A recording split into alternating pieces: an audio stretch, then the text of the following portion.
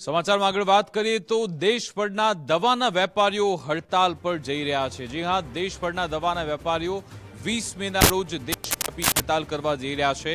All India organisation of chemist and druggist એસોસિએશને જાહેરાત કરી। Federation of Gujarat state chemist and druggist association હડતાલમાં જોડાશે। માંગનું નિરાકરણ ન આપતા વિરોધનો રસ્તો અપનાવ્યો। હડતાલના મુખ્ય મુદ્દામાં ગેરકાયદેસર ઈ ફાર્મસી સૌથી મોટી ચિંતા છે।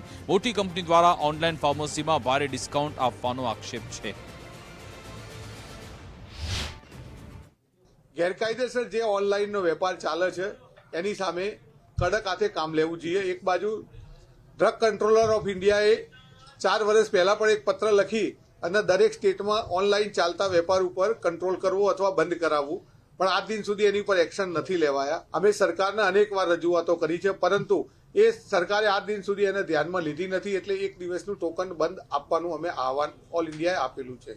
ઓલ ઇન્ડિયા કેટલા દુકાનોદાર આની સાથે જોડાયેલા છે ગુજરાતમાં? ઓલ ઇન્ડિયાના 12.5 લાખ મેમ્બરો જોડાયેલા છે। ગુજરાતના 35,000 હોલસેલ અને રિટેલ દુકાનો સાથે જોડાયેલી છે અને એ લોકો ઓલ ઇન્ડિયાનું જે આહવાન છે એની અંદર જોડાશે।